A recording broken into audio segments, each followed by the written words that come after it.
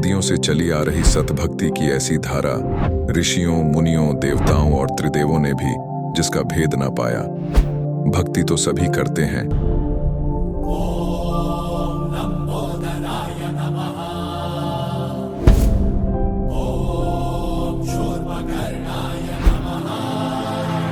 और हरदम यह सोच रहती है कि रहने के लिए आलीशान घर हो, घूमने के लिए बड़े बड़े पार्क हो, खाने पीने के लिए स्वादिष्ट भोजन हो, हम कभी बीमार ना हो, कभी दुखी ना हो और कभी भी ना मरे।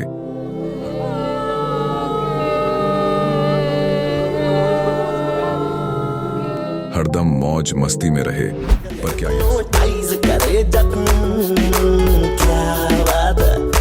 पर क्या यह संभव है?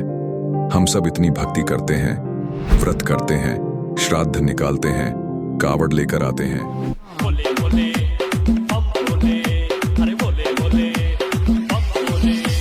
मंदिरों में जाकर मूर्ति पूजा करते हैं,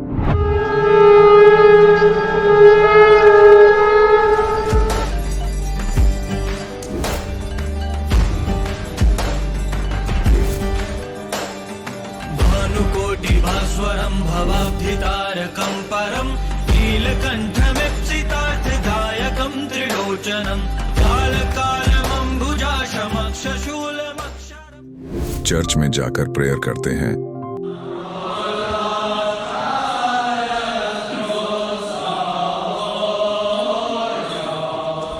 मस्जिद में जाकर नमाज अदा करते हैं,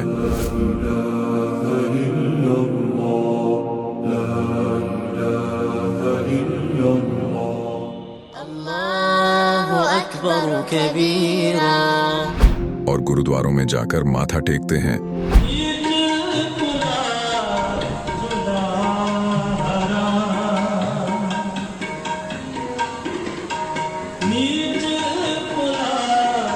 फिर भी दुखी क्यों है? लेकिन क्या आप जानते हैं वो कौन सी भक्ति है? वो भक्ति जिसने मीरा को जहर से बचा लिया, ध्रुव और प्रहलाद की रक्षा की, अंधे को आंखें और बहरे को कान दिए, कोढ़ी को काया दी, दुखियों को सुखी जीवन दिया, मरने वाले को जीवन दान दिया और लाइलाज बीमारियों को दूर किया। जब संत रामपाल जी महाराज जी से दीक्षा ले ली थी, उसके बाद जब उनका कुछ विद इन मंथ कैंसर में राहत मिली। जैसे हम लोग परमात्मा का आदेश आया, हम लोग हॉस्पिटल गए और ऑपरेशन कराया। भगत जी 1 रुपया का भी दवाई माता जी को खाना नहीं पड़ा, और जो डॉक्टर कैंसर है बताते थे, वही डॉक्टर के मुख से हमने ये सुना भगत जी कि ये चमत्कार कैसे हो गया। तो हॉस्पिटल में दिखाया तो कैंसर घोषित कर दिया डॉक्टर ने यहाँ। तो फिर इसके इलाज के लिए घूमे, इलाज भी नहीं हुआ, तो फिर घर पे थक के बैठ गए। कैंसर के लिए जिंदल हॉस्पिटल में रहा, उसके बाद सपड़ा हॉस्पिटल में रहा, उसके बाद जयपुर को दिखाया, उसमें कोई इलाज नहीं हुआ। संत रामपाल जी महाराज जी ने चरणामृत प्रसाद दिया और आशीर्वाद दिया और भक्ति ज्ञान दिया, और उसके बाद मैं तंदुरुस्त हूँ। हर दिन में अपना सब कुछ खाता हूँ, मुझे कोई समस्या नहीं। मेरे को बीमारी ये थी सर कि ब्लड ट्यूब में मेरे को एक प्रकार का पस आ गया था और इन्फेक्शन हो गया था। उस इन्फेक्शन को डॉक्टर लोग वो कह रहे थे कि इसमें आपको ऑपरेशन करना पड़ेगा। आश्रम पहुंचने में परमात्मा का नामदान लिया और जो उन्होंने मुझे उपदेश दिया, उस उपदेश देने के बाद उन्होंने आशीर्वाद दिया। आशीर्वाद देने के बाद तत्क्षण में मेरा ये रोग वहीं के वहीं दर्द बिल्कुल ठीक हो गया। भक्ति सभी करते हैं, लेकिन उपरोक्त लाभ सिर्फ सतभक्ति से ही प्राप्त होते हैं। आज भी सतभक्ति करने वाले हजारों लाखों लोगों को शास्त्र अनुसार भक्ति का अद्भुत अनुभव प्राप्त हो रहा है। आइए जानते हैं ऐसे ही लाखों श्रद्धालुओं में से एक सतभक्ति करने वाले इस श्रद्धालु का अनुभव। नमस्कार सर। सत साहब जी। सर क्या नाम है आपका? मेरा नाम यूसुफ साहू है। यूसुफ साहू जी, आप कहाँ से हैं? मैं कवर्धा, जिला कबीरधाम, छत्तीसगढ़ का निवासी हूँ। यूसुफ जी, संत रामपाल जी महाराज से नाम दीक्षा आपने कब ली? मैंने संत रामपाल जी महाराज जी से नाम दीक्षा 15 मार्च 2016 में ली थी। संत रामपाल जी महाराज से नाम दीक्षा लेने से पहले क्या आप कोई भक्ति साधना भी करते थे? मेरा परिवार जो है गायत्री परिवार से उपदेशी था, तो उन्होंने जो साधना बताई थी वो सारी साधनाएं हम लोग कर रहे थे। मेरे पिताजी यहाँ तक कि 2.5 घंटे तक बैठकर जो गायत्री मंत्र था उसका जाप किया करते थे, और कई बार जो हवन यज्ञ होते थे उनमें भी मैं पार्टिसिपेट करता था। तो इस तरह की साधनाएं हम लोग कर रहे थे, उपवास रहना और मंत्र जाप करना। जैसे कि कोई भी मंत्र किसी ने बता दिया कि इस मंत्र के जाप करने से ये लाभ होगा, हमने कर लिया, इस तरह की साधना हम लोग कर रहे थे। यूसुफ जी, जैसे कि आपने बताया कि आपके घर में जो भक्ति होती थी, आपके जो माताजी पिताजी भक्ति करते थे, वो गायत्री परिवार से रिलेटेड था, वही कल्चर था। तो फिर संत रामपाल जी महाराज की शरण में आप कैसे आए? हुआ यूँ कि मेरे पिताजी जो थे वो काफ़ी बीमार रहने लगे थे, सन 2012-13 की बात है। तो एक समय ऐसा आया जब वे जो है मरने की कगार पे थे। उनके पूरे बॉडी में पेन होता था और दिन में 10 बार दस्त आना, इस तरह की समस्याएं होती थी, पूरा शरीर कमज़ोर हो चुका था। तो पिताजी को जो है संत रामपाल जी महाराज जी की किताब ज्ञान गंगा किसी संत रामपाल जी महाराज जी के शिष्य के द्वारा मिली। तो उन्होंने कुछ दिन तक उसको पढ़ा। 15 दिन तक उन्होंने संत रामपाल जी महाराज जी की जो फोटो थी उस पुस्तक में, उसके सामने माथा टेका और इतने मात्र से उनको लाभ मिलने स्टार्ट हो गए। सतलोक आश्रम बरवाड़ा में फ़ोन लगाकर वहाँ जाने का रास्ता पूछा और गांव के 3-4 लोगों को लेकर वे निकल गए आश्रम की ओर। मात्र वे 150 किलोमीटर दूर बिलासपुर पहुँचे थे, उतने में उनके शरीर की जो आधी बीमारी थी वो लगभग छूमंतर हो गई। ये बिल्कुल अविश्वसनीय था, क्योंकि इससे पहले पिताजी ने लगभग बहुत सारे हॉस्पिटल्स जैसे कि एम्स दिल्ली, वहाँ तक गए मेरे पिताजी, और तांत्रिक जितने बाबा जिन्होंने सुन रखे थे आसपास के लोग, बैगा होते हैं हमारे इलाके में, उनके पास भी गए मेरे पिताजी, उनसे भी इलाज कराया। सारे इलाज करा के थकने के बाद में मेरे पिताजी जो है संत रामपाल जी महाराज जी के पास जाने का एक निर्णय लिए। जब मेरे पिताजी सतलोक आश्रम बरवाला पहुँचे तो वहाँ जाने के बाद मेरे पिताजी को दिखाई दिया कि यहाँ जो है एक अलग ही वातावरण है। सारे लोग भगत जी कहकर अभिवादन कर रहे हैं और वहाँ का माहौल देखकर पिताजी को लगा कि यहाँ से जाएं ही ना। तो उन्होंने क्या किया कि वहाँ से नाम दीक्षा ले लिया। तो जब मैं छुट्टियों में घर आता था तो मैं देखता कि मेरे पिताजी का जो पूरा नेचर है वो चेंज हो चुका है। पहले मेरे पिताजी बहुत गुस्सैल थे और बात बात पे मारपीट हमारे घर में एक आम बात थी। तो अचानक से मेरे पिताजी के अंदर इतना चेंज आना कि वे बिल्कुल एक हंसमुख व्यक्ति बन चुके थे और बहुत ही नम्र स्वभाव के हो चुके थे। ये सारी चीज़ें देखकर मुझे बहुत आश्चर्य हुआ। मेरे घर में पूरा माहौल एक स्वर्ग की तरह हो चुका था। मैं देखता कि घर में संत रामपाल जी महाराज जी की किताबें पड़ी हुई है, मेरे पिताजी उसको पढ़ते रहा करते थे। मैंने भी उन पुस्तकों को मांग कर पढ़ना स्टार्ट किया, जैसे कि आध्यात्मिक ज्ञान गंगा, गहरी नज़र गीता में और गरिमा गीता की। उस समय गीता तरह ज्ञान अमृत, इस पुस्तक को मैंने काफ़ी अच्छे से पढ़ा। तो 1.5 महीने की उस छुट्टी में मैंने वो सारी किताबें लगभग पढ़कर समाप्त कर दी। और साथ में मैंने एक और काम किया कि गीता और जो वेद हमारे घर में रखे हुए थे उनसे मिलान करता गया। तो दास को ये निष्कर्ष समझ में आया कि संत रामपाल जी महाराज जी ने जितनी बातें लिखी है वो सारी की सारी बातें शास्त्रों से प्रमाणित है। मैंने गीता और वेद में मिलान करके जब देखा तो मैंने पाया कि जो बातें संत रामपाल जी महाराज ने किताबों में लिखी है वो सारी बातें वहाँ से हूबहू मिल रही है। इस कारण से मैं इतना तो समझ में आ गया था मेरे को कि संत रामपाल जी महाराज कोई आम इंसान नहीं है, उनका ज्ञान कोई और किसी और संत के पास बिल्कुल नहीं है। ये सोचने के बाद में मैंने स्कूल से निकलते ही सन 2016 में स्कूल से पास आउट होते ही मैंने सबसे पहले संत रामपाल जी महाराज से जाकर नाम दीक्षा लिया। मैंने नाम दीक्षा लिया था नामदान केंद्र सुरेगांव, जिला बालोद से। सर, कहते हैं जो भी संत रामपाल जी महाराज से श्रद्धालु नाम दीक्षा लेते हैं उनको लाभ होते हैं, तो क्या आपके साथ भी कुछ ऐसे अनुभव रहे? लाभ तो इतने सारे हैं कि मैं जब बताने लग जाऊं तो ये पूरा दिन निकल जाए, पूरी रात निकल जाए, फिर भी शायद वो लाभ ख़त्म ना हो। सबसे पहला लाभ तो ये हुआ था कि मेरे पिताजी जो कि मरने की कगार पे थे, उनको जीवन दान मिला, उनकी सारी बीमारियां लगभग ख़त्म हो गई। उसके बाद में मेरी बहन के बारे में बताना चाहूँगा। उसको माइग्रेन की समस्या थी, लेकिन जैसे ही पिताजी ने नाम दीक्षा लेकर घर में जोत लगाना और 3 टाइम की आरती पूजा ये स्टार्ट किया तो धीरे धीरे करके हमारे घर में लाभ होने स्टार्ट हो गए लोगों को। हमारे घर में 5 सदस्य रहते हैं, मेरे माता पिता और मेरे 2 भाई बहन और मैं। तो सभी को कुछ ना कुछ लाभ होने लग गए। फिर क्या हुआ कि जब मैंने नाम दीक्षा लिया, नाम दीक्षा लेने के उपरांत मैंने पहली बार में JEE मेंस निकाल लिया था गुरु जी की दया से, भगवान संत रामपाल जी महाराज जी की दया से। और उसके बाद में मैंने IIT JEE एडवांस के लिए प्रिपरेशन के लिए कोटा जाने का निर्णय लिया, कोटा राजस्थान। और वहाँ जाने के बाद में जिसके कारण से मेरा जो शरीर था बिल्कुल वीक होता गया। तरह तरह की बीमारियां मुझे जकड़ती गई। मेरी स्थिति इतनी ख़राब थी कि मैं एक संतरा भी पचा नहीं पा रहा था, इतना कमज़ोर हो चुका था मैं। तो ये बात है लगभग जुलाई अगस्त की। मेरे पिताजी उस समय मुंडका आश्रम में थे, तो उन्होंने मुझे कहा कि बेटा तू तुरंत मुंडका आश्रम आ जा। मुंडका आश्रम संत रामपाल जी महाराज जी का आश्रम। तो वहाँ जब मैं पहुँचा, मात्र 6 दिन मैं वहाँ पर रहा था, और 6 दिन के अंदर अंदर मेरा शरीर जो एकदम वीक हो चुका था पूरी तरह से हेल्दी हो गया, तंदुरुस्त हो गया। तो भगवान की दया रही कि उसके बाद मैं दोबारा आकर अपना पढ़ाई कंटिन्यू कर पाया। संत रामपाल जी महाराज जी के इस आश्रम में कुछ सेवाएं मिली। उन सेवाओं को करने के दौरान मेरे नाक की एक समस्या थी, उसका भी मुझे निजात मिला। जैसे पहले मेरे साथ ये समस्या थी कि जब भी मैं सांस लेता तो उससे आवाज़ आती थी, सीटी की आवाज़ आती थी, और कभी कभी मेरा नाक इतने बुरे तरीके से ब्लॉक होता कि मैं मुंह से सांस लेता था। नाक से जब छींकता था मैं, तो छींकने के साथ साथ नाक से खून निकलता था कई बार। इस तरह की समस्याएं थी। मेरे आँख से आंसू निकलना, ये बिल्कुल कॉमन था। मैं थोड़ी देर भी मतलब गर्म हवा में नहीं रह पाता था। ये सारी समस्याएं जो थी लगातार मुझे परेशान करे जा रही थी। लेकिन जैसे ही मैं संत रामपाल जी महाराज जी के आश्रम में सेवाओं में गया, सेवा करते करते ही भगवान की दया से एक डॉक्टर के थ्रू मेरा इलाज चलना स्टार्ट हुआ इसके लिए, और एक छोटे से ऑपरेशन मात्र से ही मेरी जो नाक की समस्या थी वो पूरी तरह से ख़त्म हो गई। ये बहुत बड़ा लाभ हुआ मुझे।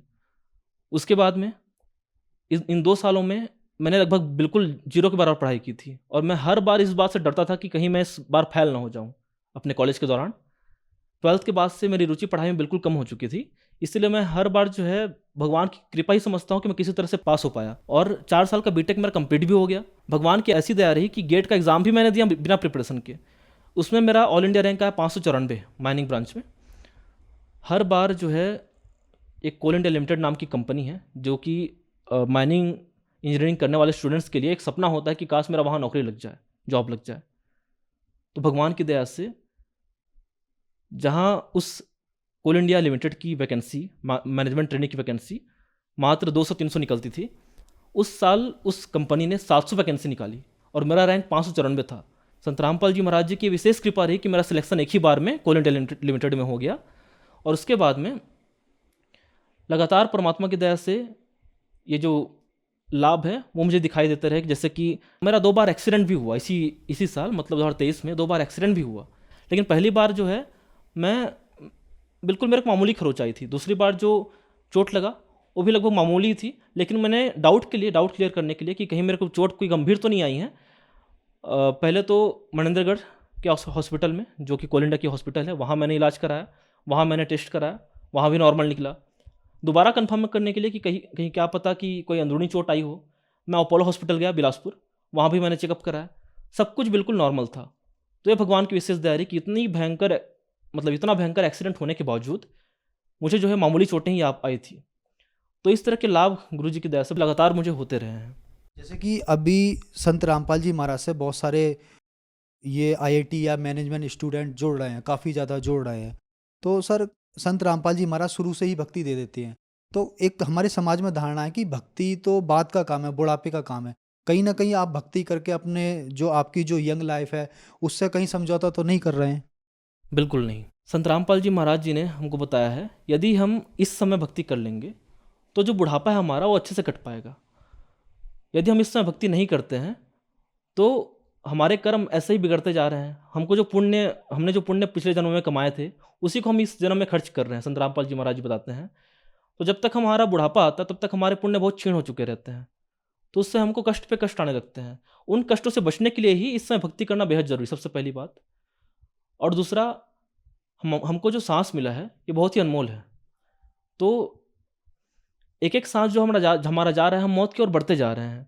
और ये जो मनुष्य जीवन है, इसका मूल उद्देश्य ही है कि हम भक्ति करके संसार से पार हो सके। यदि हम जवाने में भक्ति नहीं करते हैं, क्या पता हमारी कल मृत्यु हो जाए, क्या पता बुढ़ापा ही ना आए और हम उससे पहले ही इस लोक से चले जाएं, तो हम भक्ति कर ही नहीं पाएंगे और बिना भक्ति के ये जीवन व्यर्थ चला जाएगा, हम यहाँ से नहीं निकल पाएंगे।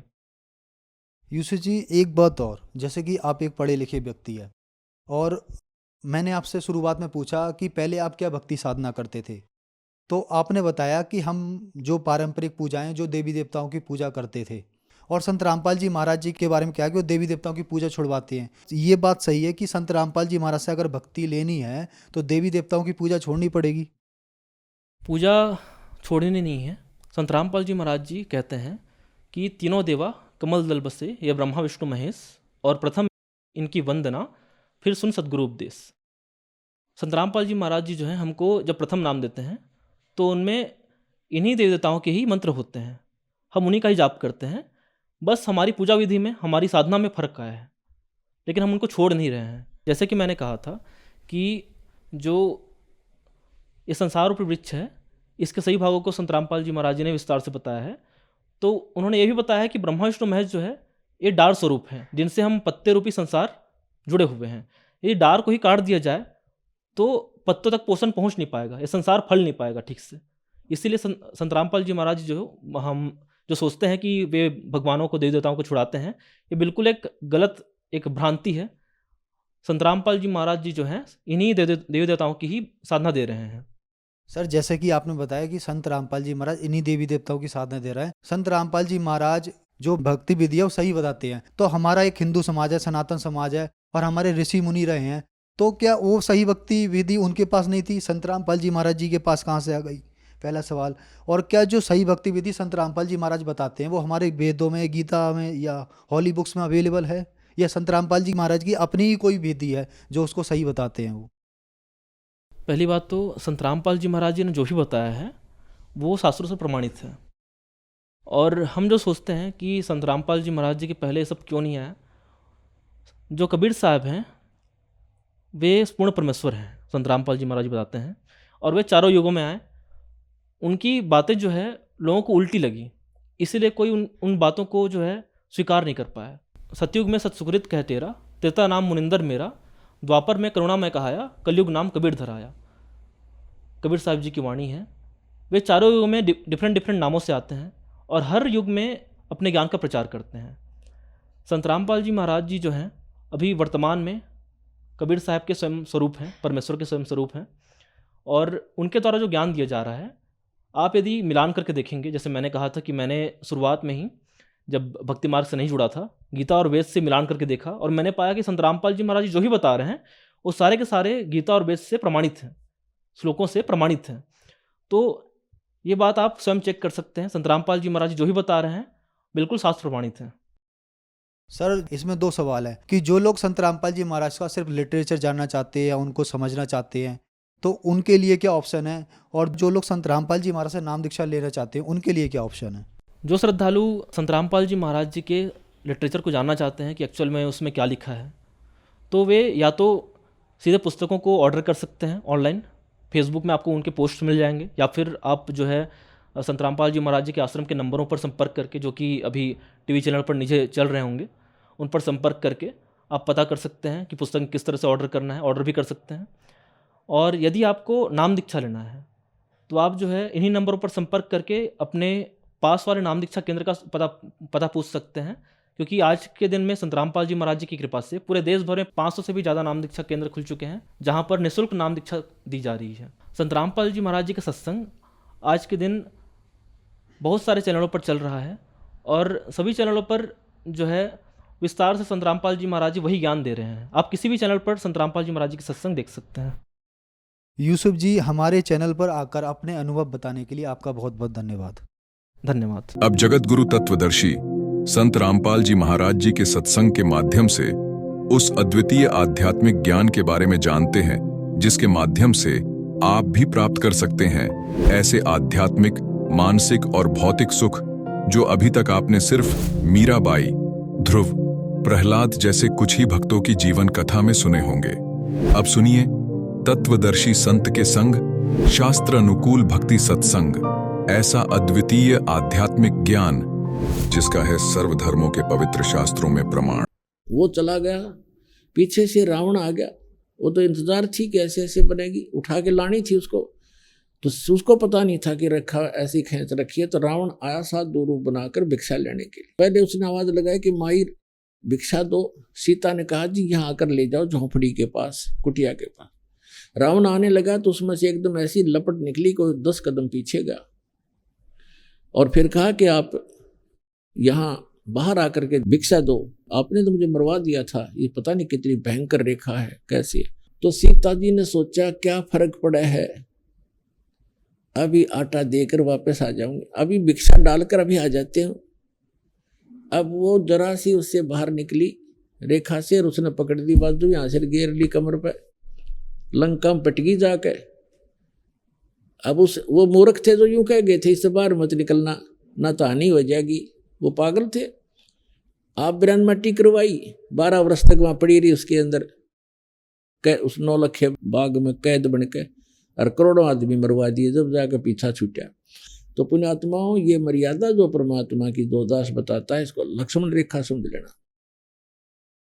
इस लक्ष्मण रेखा के अंदर ये नहीं आ सकेगा, इससे बाहर जाओगे तो मार तुम आप खाओगे। तो परमात्मा कहते हैं जब लग हंसा हमरी आना, और काल लगे नी तेरा बाणा।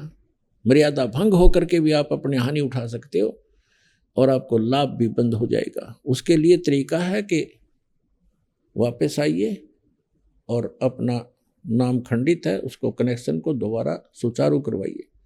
भविष्य में बहुत सावधानी बरतिएगा। देखो जैसे कई भक्त नाम ले गए और नाम खंड हो गया, ठीक है, कोई बुरा संस्कार अभी था नहीं आपका तो हानि नहीं हुई, पता लग गया दोबारा जुड़वा लीजिए, अगर सावधान रहिए।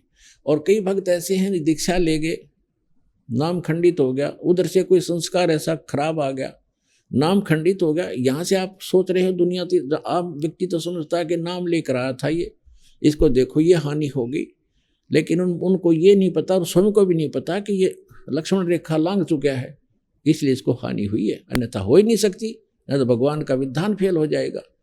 तो इसलिए आपने यह सावधानी बरतनी पड़ेगी। अब क्या बताते हैं परमात्मा, 100 वर्ष सतगुरु की पूजा, एक दिन आन उपासी, वो अपराधी आत्मा पड़े काल की फांसी। 100 वर्ष तो सतगुरु की पूजा, 100 वर्ष तक सतगुरु ज्ञानी गुरु जी के अनुसार साधना करता रहे, और एक दिन आन उपासना कर ली, आन शास्त्र विधि को त्याग कर जो मनमाना आचरण वो कर लिया जो पहले करते थे आप, तो कहते हैं वो अपराधी आत्मा फिर पड़े काल की फांसी।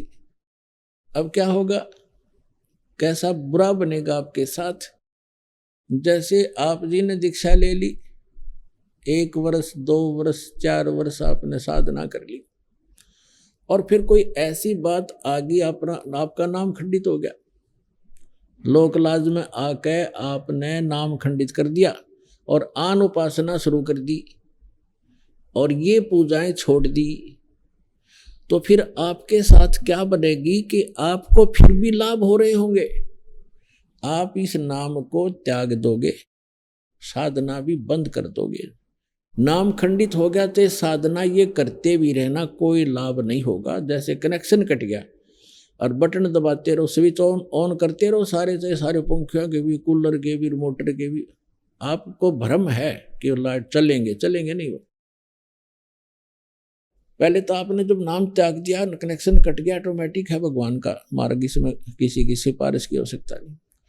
तो आप ये सोच रहे हो कि मैं भक्ति भी कर रहा हूँ और दूसरी भी सब शुरू कर दी और गुटी शूटी भी लानी शुरू कर दी और सब मर्यादाएं लांघ दी, तो और फिर भी हानि नहीं हो रही आपको, आपका और हौसला बुलंद होता चला जाएगा, दुर्भाग्य होगा आपका।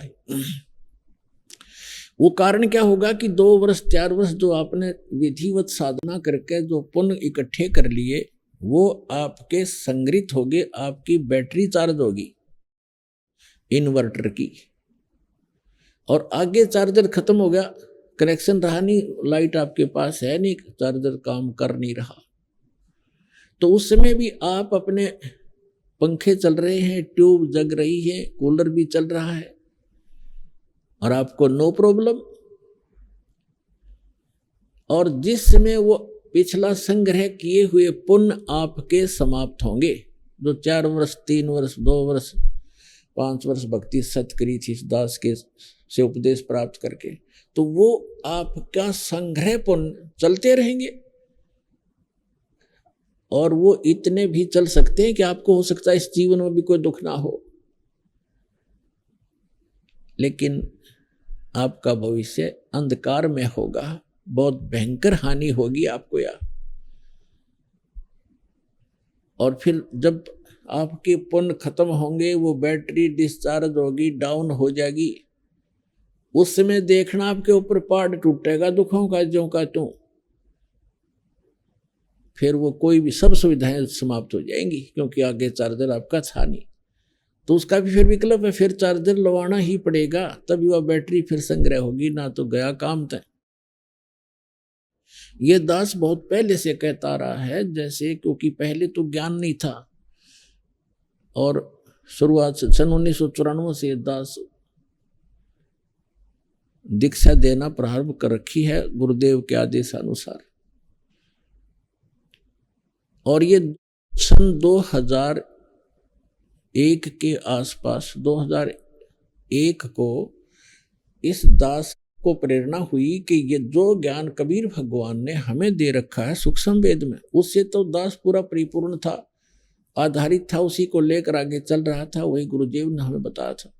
तो दास की एक तमन्ना थी, हार्दिक प्रार्थना थी भगवान से कि यदि आप वाला ज्ञान भगवान अगर हमारे हिंदू धर्म के या सभी धर्मों के सदग्रंथों में भी मिल जावे, तो आपके बच्चों तक आपका संदेशा पहुंचाने में दास को सुविधा हो जाएगी। अन्यथा ये मानेंगे नहीं, क्योंकि जब तक इनको सुख हो रहा है, जो अनुयायी बने थे 1994 से लेकर 2001 तक, वो वही बने थे जिनको सुख हो रहे थे, ऐसे ऐसे सुख हो रहे थे सोच भी नहीं सकते थे। और ये जरूरी नहीं होता कि हम जो सोचें भगवान सारी करे, क्योंकि बच्चा तो एक सर्प को भी पकड़ने की चेष्टा करता है, माँ बाप, बॉडी गार्ड, अंगरक्षक, कोई भी गार्डियन है, वो थोड़ा पकड़ने देगा, उसको उठा लेगा, उठा कर सुरक्षित ले जाएगा, कहीं ये डस ना ले। तो कुछ ऐसे हमारी डिमांड होती हैं जो भगवान नहीं देगा, करेगा आपको, जो आपको हानि करने वाली होंगी। जैसे मान ले किसी ने कोई बिजनेस शुरू करना है और आपकी पूरी टारगेट बन गया, ये करूँगा, और भगवान आपको सहयोग नहीं दे पा रहा है, तो समझ जाना चाहिए कि इसमें आपको हानि होगी आगे चल के, और आप उसी से विमुख हो जाते हैं। मैंने ये काम किया, सफल नहीं हुआ, वो सफल होने में आगे तुझे ज़्यादा हानि हो जानी थी, इसलिए ना होने दिया उसने, तो वो छोड़ जाएगा नाम को। तो कहने का भाव ये था, ऐसे बहुत से चले गए जिनको 6 सुख दिया, और एक जिसने वो चाह रहा था और भगवान नहीं चाह रहा था उसको देना, वो नहीं दिया, तो वो 6 सुख बोल के उस एक दुख को लेकर चला गया। लेकिन 1 वर्ष, 2 वर्ष, 4 वर्ष जो उसने भक्ति की, दान किया, सेवा की, पाठ करवाया, वो तो संग्रहित हो गए। उसके बाद वो वहाँ से जाने के बाद वो काम तो चले, चाहे उसका हुआ ना हुआ, पर और ठीक होते रहे। तो उसका दुर्भाग्य था, उसको ये महसूस नहीं हुआ कि तेरा कनेक्शन कट गया, और ये पुण्य जो संग्रह तू कर लिया, ये 1 वर्ष, 2 वर्ष, 4 वर्ष, 10 वर्ष भी चल सकते हैं, लेकिन आगे क्या बनेगा ये ज्ञान नहीं था। अब ये दास देख रहा है जो 10-10 वर्ष, 15-15, 12-12 वर्ष हो गए, नाम त्याग गए, जो 2-2 वर्ष, 3-3 वर्ष, 4-4 वर्ष साधना करके छोड़ गए, अब आ रहे हैं लुटपिट कर दोबारा रोते हुए कि वही दुख फिर शुरू हो गए। और मैं प्रतिदिन कहा करता सत्संग में कि ऐसे दुख आवेंगे ये जो चले गए यहाँ से, अब रोते हुए आ रहे हैं, उनको वही दुख फिर प्रारंभ हो गए। तो पुण्यात्माओं, ये ज्ञान का होना प्रथम है। जैसे श्रीमद् भगवत गीता अध्याय नंबर 4 के श्लोक नंबर 33 में कहा कि अर्जुन, द्रव्य में यज्ञ से ये ज्ञान यज्ञ श्रेष्ठ है। द्रव्य में यज्ञ है, जैसे कहीं कंबल बांट दिए जो धन से धर्म होता है, कहीं पर भंडारा कर दिया कि तो हॉस्पिटल या धर्मशाला बनवा दी। कहते हैं इसकी अपेक्षा पहले तू ज्ञान समझ, ज्ञान यज्ञ श्रेष्ठ है। ज्ञान यज्ञ माने जैसे गीता अध्याय नंबर 4 के श्लोक नंबर 32 में कहा है कि अर्जुन, जो साधनाएं मैंने अभी आपको अध्याय नंबर 4 के श्लोक 25 से लेकर और 30 तक बताई हैं, ये सभी अपने अपने हिसाब से सभी साधनाएं करते हैं, और अपनी अपनी साधनाओं को ये सभी पापनाशक जानते हैं। लेकिन सच्चिदानंद घन ब्रह्म ने अपने मुख से बोली वाणी वो तत्व ज्ञान है, उसको सूक्ष्म वेद कहते हैं हम संत भाषा में। वो सूक्ष्म वेद है, वो तत्व ज्ञान है, और उसके अंदर विस्तार से सब ज्ञान कहा गया है, विस्तार से। धार्मिक अनुष्ठानों यज्ञों की जानकारी उसमें बहुत विस्तार के साथ है। वो सच्चिदानंद घन ब्रह्मणे मुखे, ये अनुवाद गलत कर रखा है गीता अनुवादकों ने, यहाँ लिख दिया वेद की वाणी में। वेद की वाणी तो गीता है ही सारी, वो तो गीता ज्ञानदाता कहता, वो ज्ञान तो इससे अन्य है, और वो भगवान बोलता खुद आकर के अपने मुख कमल से कहता, वो है तत्व ज्ञान।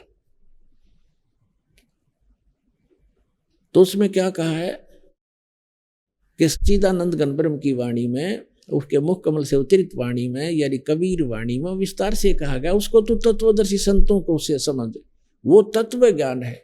तो यहाँ तो चौथे अध्याय के 33वें श्लोक में कहा है कि द्रव्य में यज्ञ से ज्ञान यज्ञ श्रेष्ठ है। पहले तो ज्ञान समझ, फिर दान करना धर्म। वैसे कितना काम का बे मतलब कितना मंदिर का लठ डुबा दिया, मंदिर बनवा दिया, पता उसका क्या लाभ हुआ उस मंदिर का।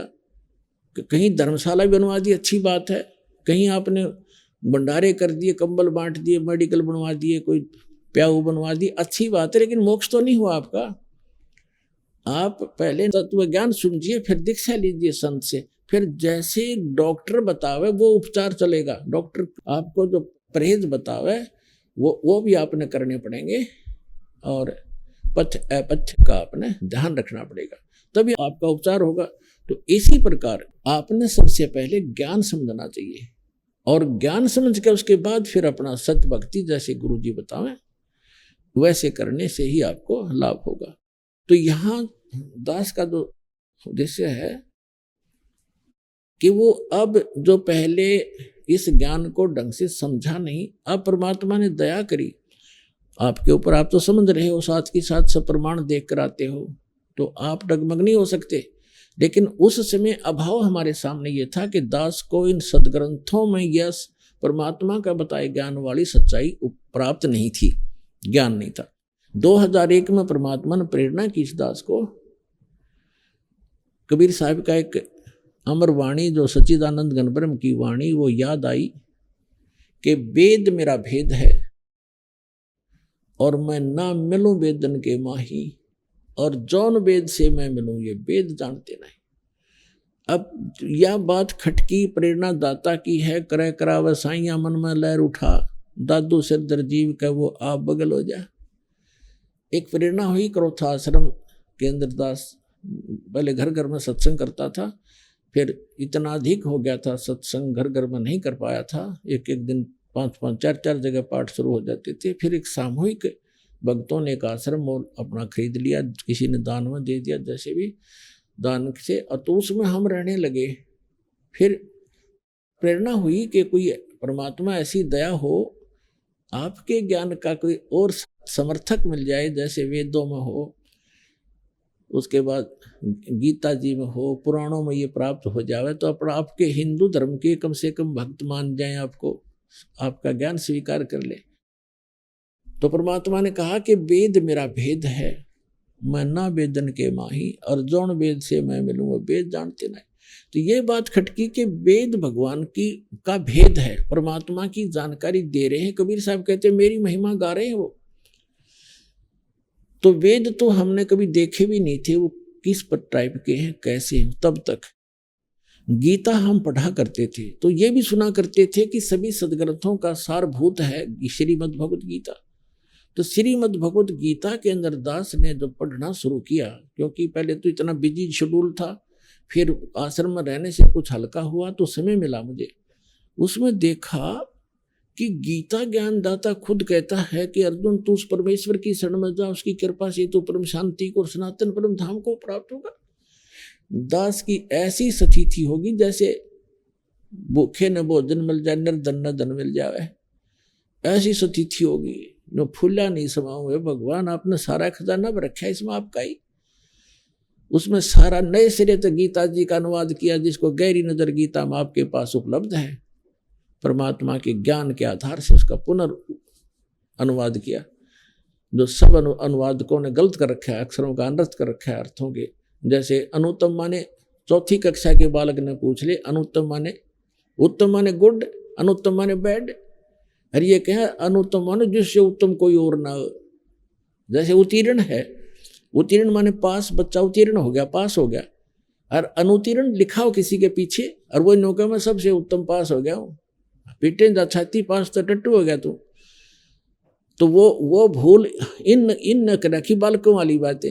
7वें अध्याय के 18वें श्लोक में गीता जी में गीता ज्ञानदाता तो कहता है मेरी ये ज्ञानी आत्मा नेक आत्मा है, परमात्मा के लिए समर्पित है, लेकिन इनको तत्वदर्शी संत नहीं मिला, इस कारण से मेरे वाली अनुत्तम साधना में ये गति में लीन रहे।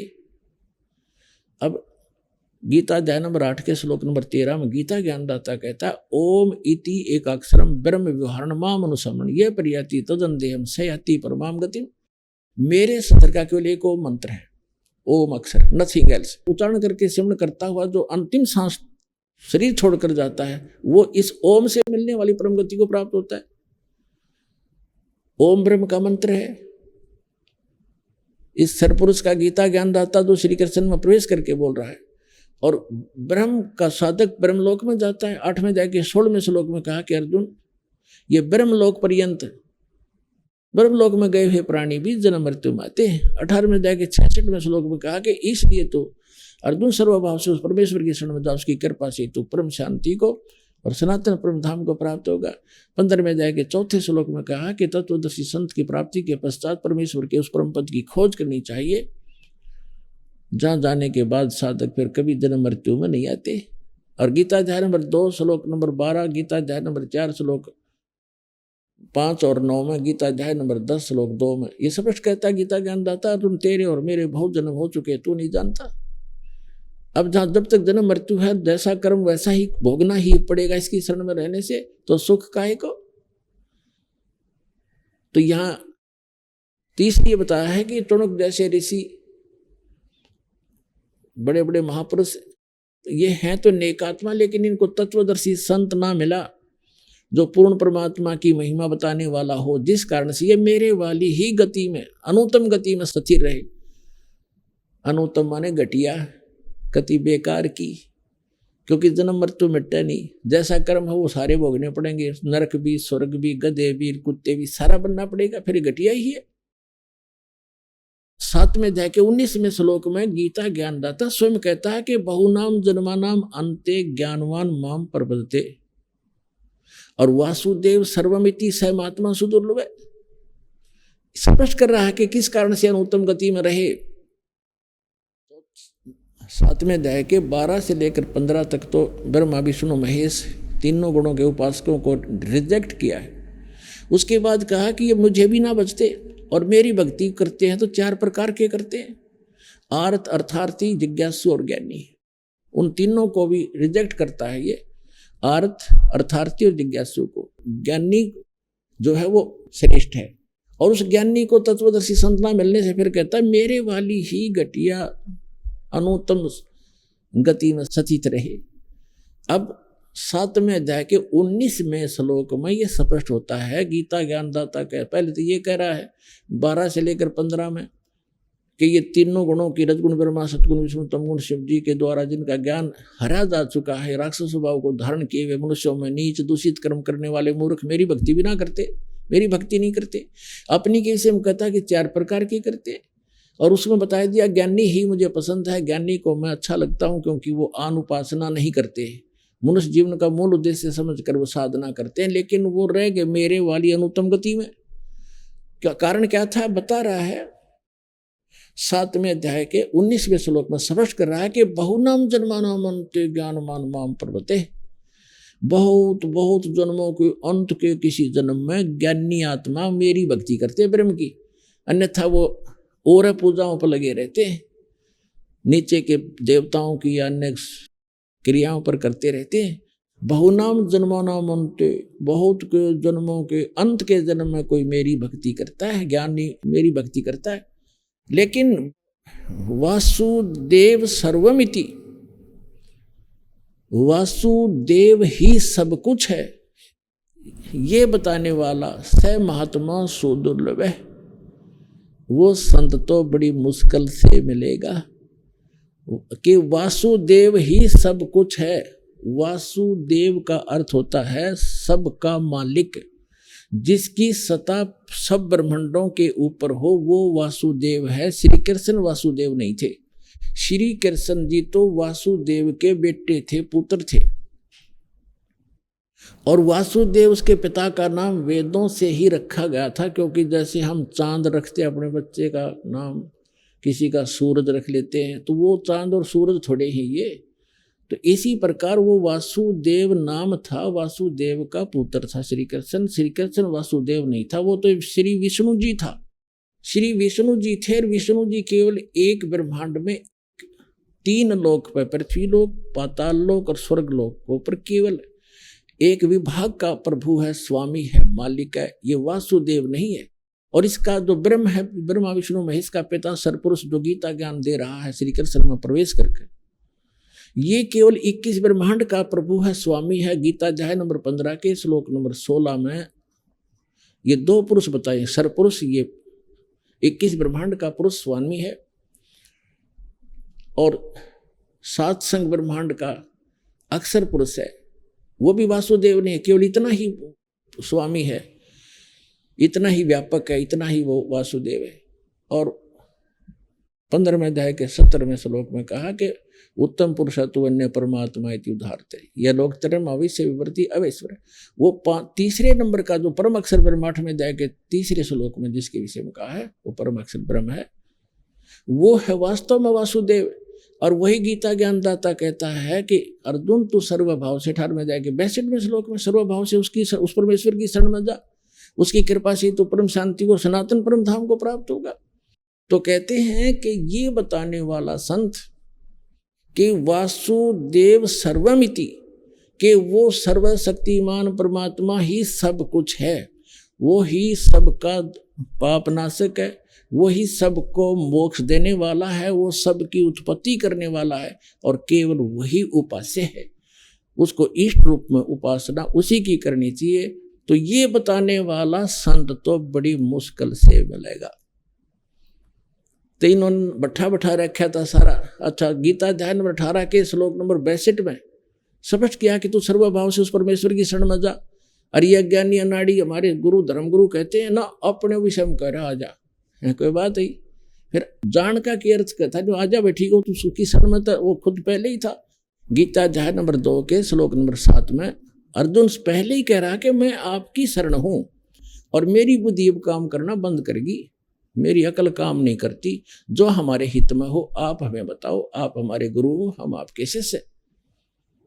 अर्जुन कह रहा मैं तो आपकी शरण पहले ही हूं। तो यह 18वें अध्याय के 66वें श्लोक में ये विचलित हो गए। उसका मूल संस्कृत मूल पाठ ऐसे है कि सर्वधर्मान परित्यज माम एकम शरणम वर्ज अहम तवा सर्व पापे भो मोक्षामि मा सच। अब गीता ज्ञानदाता कहता है कि मेरे सतर की जो साधना तू कर रहा है, 17वें अध्याय के 23वें श्लोक में 3 पुरुषों की भक्ति है, सरपुरुष, अक्षर पुरुष और परम अक्षर पुरुष की। ओम तत्सत इति निर्देश ब्रह्मणा त्रिविध समर्थ है, ब्राह्मणा तेन वेदा च यगा विहता पुरा। ओम तत्सत, ओम इस सरपुरुष का ब्रह्म का है, और तत् ये सांकेतिक है, सत भी सांकेतिक है। ये तत् है अक्षर पुरुष का मंत्र है, और सत भी सांकेतिक है, जिसको सार नाम कहते हैं। ये परम अक्षर पुरुष का उस पूर्ण परमात्मा का मंत्र है। तो यहाँ इसने बताया 18वें अध्याय के 66वें श्लोक में कि जो तू सही संत तुझे मिलेगा तत्वदर्शी, वो 3 मंत्र की उपासना देगा। उसमें जो मेरे सतर की भक्ति है ओम नाम की, वो मुझे त्याग दे। अब हम क्या करते रहे, पहले ओम नाम के जाप को ब्रह्म लोक में खत्म कर देते, इसकी कमाई को, इसकी भक्ति को, और अपना वहाँ पुण्य समाप्त करके 84 लाख योनियों में गिर जाते थे, अपना धन नाश करके हम निर्धन हो जाते थे। तो अब ये कहता है यदि तुम उसकी शरण में जाना है तो मेरे सतर की ओम नाम की पूजा मुझे छोड़ देना, ये विधान है। फिर कहा है कि सर्वधर्मान परित्यज माम, मेरे सतर के जो धार्मिक क्रियाएं तूने की है, क्योंकि यज्ञ हवन जो हम धर्म करते हैं और ओम नाम का जाप, ये हम यहीं छोड़ेंगे, इसको देंगे, और अपना संसारिक लाभ हमें यहाँ मिलता रहेगा। फिर जो तत् और सत मंत्र के जो कमाई है ये आगे लेकर चलेगी आपको। तो तत् है जो अक्षर पुरुष का, इसके 7 संग ब्रह्मांडों से हमने गुजरना है, वहाँ इसका टैक्स देना है, इसकी कमाई वहाँ दे देंगे। और तीसरा जो सारनाम है सत्य, जिसको गीता में श्लोक 17 के 23 में कहा है, वो सत्य, ओम तत्सत, जो सत्य है वो है सारनाम। वो है परम अक्षर ब्रह्म का, उस सत्य पुरुष का। वो लेकर हमें सतलोक में प्रवेश कराएगा बर्मा द्वार खोल के। अब जैसे सर्व धर्मान परित्यज माम एकम शरणम व्रज, इसने कहा कि मेरे सतर के जितने धार्मिक अनुष्ठान तूने किए हैं तत्वदर्शी संत की प्राप्ति के उपरांत, तो वो मुझे छोड़, मेरे को दे दे। और एकम शरणम व्रज, एकम मानो जिसके बराबर दूसरा ना हो, अद्वितीय सच्चिदानंद घन ब्रह्म की शरण में जा, तब मैं तुझे सब पापों से मुक्त कर दूंगा। हम पाप कर्मों से बंधे रहते हैं यहाँ पर, जैसे हमने इस कारण ले रखा था, ये नहीं देंगे तो नहीं जाने देगा, तो ऋण दे देंगे, हम चले जाएंगे, छोड़ देंगे। तो इसका अर्थ ये बनता है व्रज माने जाना होता है। इन सब नाड़ियों ने आना किया हुआ है, तो ये बैठा इन्होंने अज्ञान बना दिया। इस निर्मल ज्ञान गीता जी का अज्ञान बना के धर दिया अपने अनुवाद में। अब जो प्रसंग चल रहा है कि फिर दास ने गीता जी को अनुवाद किया, फिर सोचा कि वेदों को भी देखूं। वेद भी अनुवादित थे, जिसमें महर्षि दयानंद और उसके चेलों ने फिर ये किए। और था श्री राम शर्मा, इन कईयों के अनुवादकों के दास ने वेद पढ़े, क्योंकि मूल ज्ञान दास के पास था जो तत्व ज्ञान है। और इन्होंने इन सदग्रंथों के जहाँ अनुवाद खराब किए, वो दास के समझ में तुरंत आ गए। तो फिर वेदों को देखा, वो तिरेगी।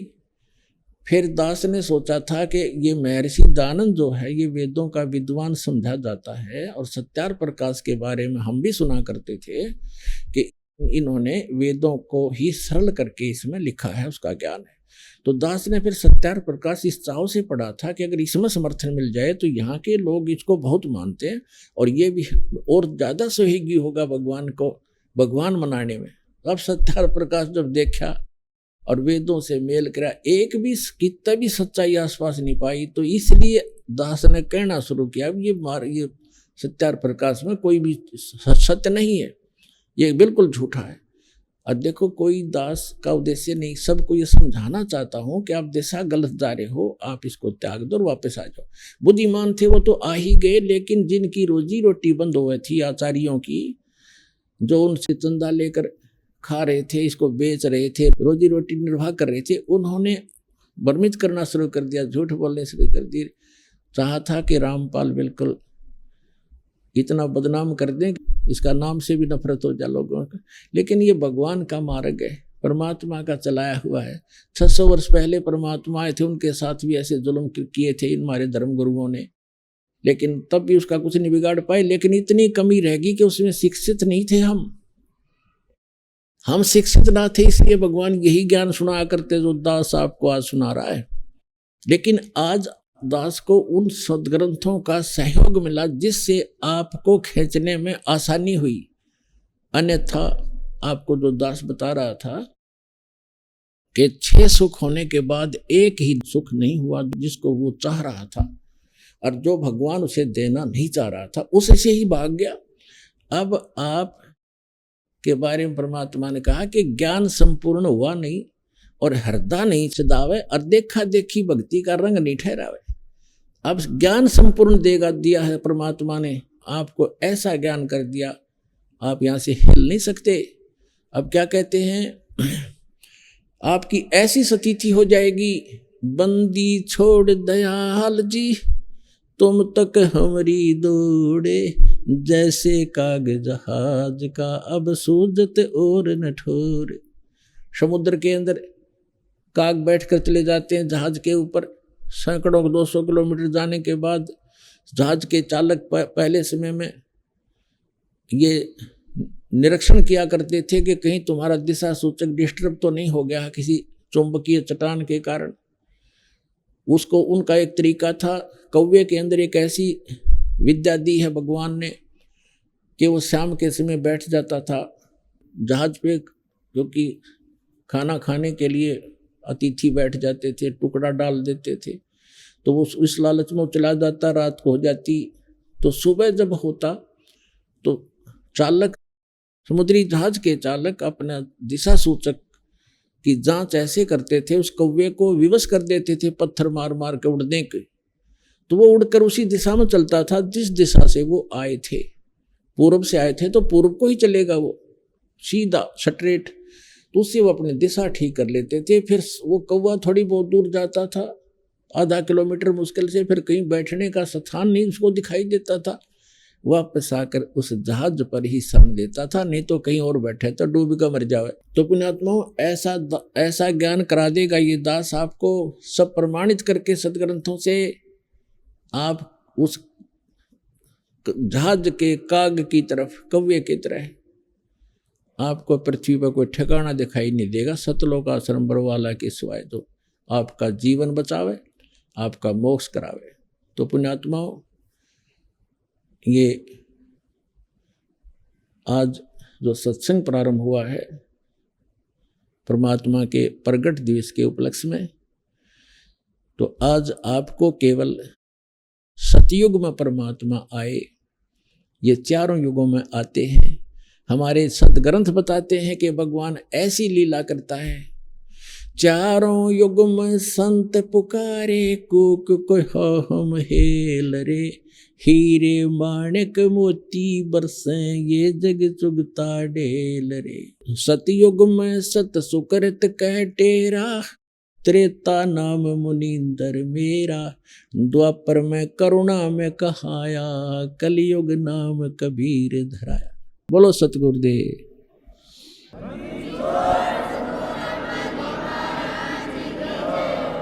परम पिता परमात्मा पूर्ण ब्रह्म, सारी सृष्टि के रचनहार, कुल के मालिक, बंदी छोड़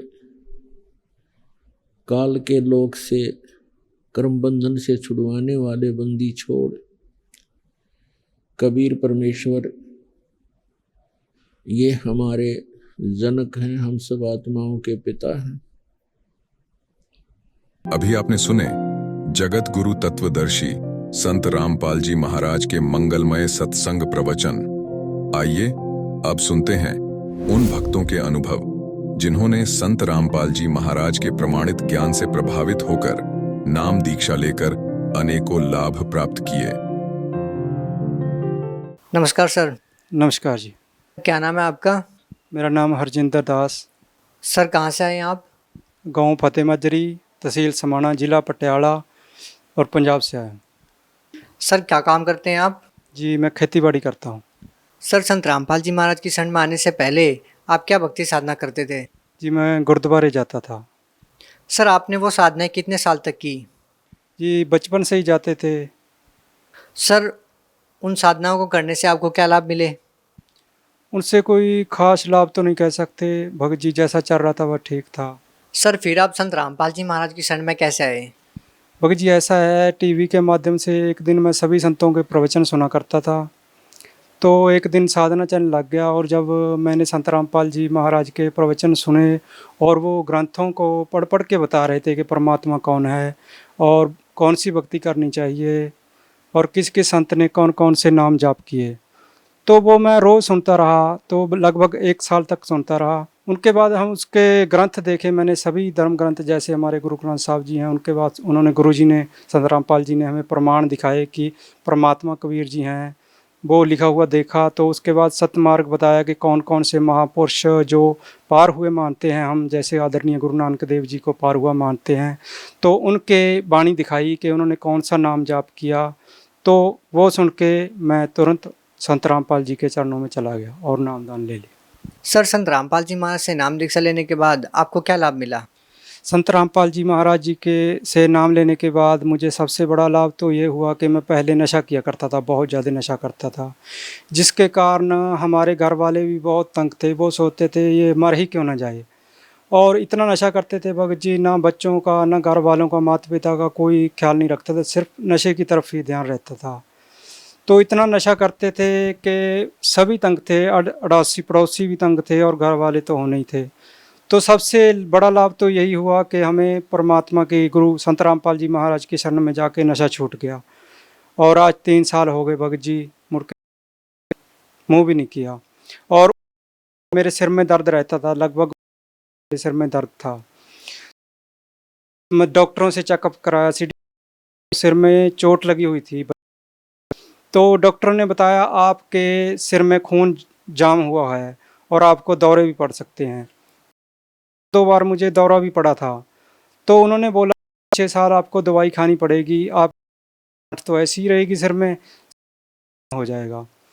तो उस मैंने संत रामपाल जी महाराज से कि मेरे गुरुजी मेरे सिर में दर्द रहता है, बहुत बन पाती, तो संत रामपाल ने मुझसे कहा कि ठीक हो जाएगा। उसके बाद आज बिल्कुल सिर दर्द नहीं हुआ। उसके बाद भगत जी सबसे तो मैं यही कहना चाहूँगा कि आध्यात्मिक लाभ जो हुआ है, मुझे मोक्ष का मार्ग मिला, सत मार्ग मिला, सत भक्ति मिली। मुझे पता है अब मेरा तय है, वो नशा छूट गया। सर, संत रामपाल जी नाम उपदेश देने से पहले बताते हैं, उनमें से एक नियम आता है, उनके श्रद्धालु को आजीवन नशा छोड़ना होगा। पंजाब से बिलोंग करते हैं, यहाँ पे बहुत सारे लोग नशे के आदी हैं। तो महाराज जी ऐसी कौन सी दवा देते हैं, क्या जड़ी बूटी आप लोग नशा छोड़ देते हैं? जी ऐसा है कि जब ज्ञान नहीं था तब तक नशा करते थे, और हमें जब ग्रंथों में पता चला कि नशा करके परमात्मा नहीं हो सकती, नशा तो परमात्मा वाणियाँ हमें बताई, पे बताया कि नशा पड़ेगा तब ही परमात्मा को मिला जा सकता है। तो इसलिए हमें परमात्मा को मिलने की चाहना थी, इसलिए हमने नशा छोड़ दिया। परमात्मा की कबीर जी की वाणी में भी आता है कि पानी 70 जन्म सवान के जानी। में संत रामपाल जी ने बताया है ग्रंथों में कि जो परमात्मा की वाणी है, इसमें लिखा है जो मदरा या मांस गवन करेगा उसके 70 जन्म स्वान के होंगे। तो इससे हमें डर लगता और भक्ति में भी बाधा पड़ती है। हम ये नशा छोड़ के भक्ति करें। सर, जैसा कि बिलोंग करते हैं, समाज के बारे में भी बहुत कुछ बताया है। सिख धर्म के लोगों का मानना है कि संत रामपाल जी महाराज जी को भाषा नहीं आती, वो फिर भी गुरुग्रंथ निकालकर अपने हिसाब से लोगों के सामने पेश कर रहे हैं। सर, आप क्या कहना चाहेंगे इसके बारे में? जी नहीं सर, ऐसी बात नहीं है सर। रामपाल जी महाराज को सभी भाषाएं आती हैं, और उन्होंने जो भी कुछ बोला है वो अपने ग्रंथ बोला है। ग्रंथों के आधार पे जो कुछ भी गुरु ग्रंथ साहब जी में वही बताते हैं। सर, क्या बताते हैं संत रामपाल जी महाराज जी साहब में से? गुरु ग्रंथ बताते हैं कि परमात्मा कौन है। परमात्मा गुरु ग्रंथ साहब जी में नाम लिखा हुआ हैं। कहाँ लिखा? साहब जी के पृष्ठ नंबर 721 है, यक अर्जम गुफ तो दर कौन करतार, हक्का कबीर करीम तू वे ए प्रवृत्तिगार। इसका क्या मतलब है? मतलब है कि हे कबीर साहिब, तू ही सत्य कबीर हैं और परमात्मा हैं, सारी सृष्टि का रचनहार तू ही। सर, आप भगत समाज को क्या संदेश देना चाहते हैं? भगत समाज से करना चाहता हूँ कि अपने सत ग्रंथों को समझें, बरवाला में आके नाम। सर, संत रामपाल जी महाराज से नाम दीक्षा कैसे ली जा सकती है? हर रोज सत्संग आता है, ये हेडलाइन लिखी हुई आती है, तो उन पे फ़ोन करके नाम दीक्षा ले सकते हैं। जगह नाम स्थल खुले हुए। सर, बहुत बहुत धन्यवाद। नमस्कार।